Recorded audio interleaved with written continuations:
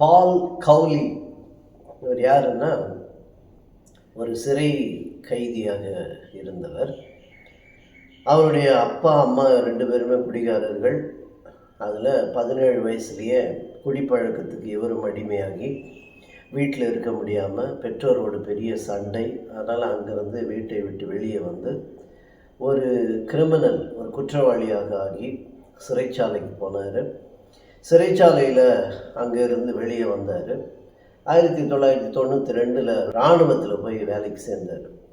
இராணுவத்தில் வேலைக்கு சேர்ந்து அங்கே பணிபுரிந்து அங்கேருந்து வெளியே வந்ததுக்கப்புறம் 38 வருடம் ஒரு நாத்திகனாக இருந்தவர் முதலாக நிக்கி கம்பிள் என்கிறவர் நடத்துகிற ஒரு கோர்ஸ், ஆல்ஃபா கோர்ஸ் அப்படின்னு சொல்லுவாங்க. அந்த ஆல்ஃபா பயிற்சி, அந்த கிளாஸ் அவர் அட்டன் பண்ணார். இன்ஃபேக்ட் நான் கூட அதை அட்டன் பண்ணியிருக்கேன் 2 முறை. அருமையான ஒரு கோர்ஸு. அது படித்தா நம்முடைய லைஃப் ஸ்டைலே மாறும், நம்முடைய வாழ்க்கையில் பெரிய மாற்றத்தை காண முடியும். உலகம் முழுவதும் அந்த கோர்ஸ் நடந்துகிட்ருக்கு.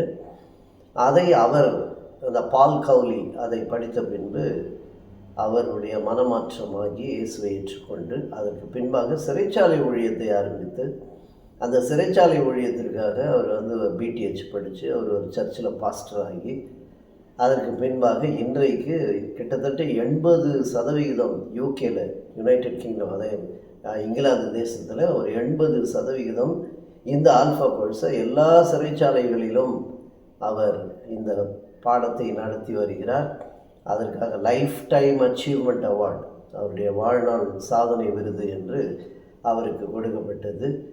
அப்புறம் அவர் இப்போ கடைசியாக ஒரு நூல் எழுதியிருக்காரு. அதில் அவர் என்ன நூல் என்றால், முதலிலே அவர் குற்றவாளி, சிறை கைதி, போதகர் அப்படின்னு சொல்லி ஒரு புத்தகம் எழுதியிருக்காரு. அந்த புத்தகம் இன்றைக்கு நிறைய இடத்துல விற்பனை ஆகி கொண்டிருக்கிறது. எங்கேருந்து ஆரம்பிச்சது பாருங்களேன்.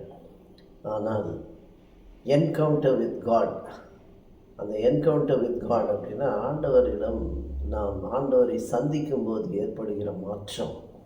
அவருடைய பழைய வாழ்க்கை எவ்வளோ பிரச்சனைகள் இருந்தாலும் இன்றைக்கு கடவுளுக்காக வாழும் அளவிற்கு அவருடைய வாழ்வை மாற்றினார். ஆனால் அதுக்கு 38 வருஷம் ஆச்சு. 38 வருடம் என்பது பைபிள்லேயே நம்ம பார்க்குறோம்.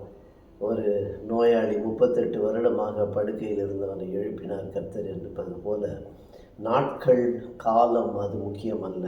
ஆனால் இங்கே பால் கௌலியை போல ஒவ்வொருவருடைய வாழ்வும் மாறும்.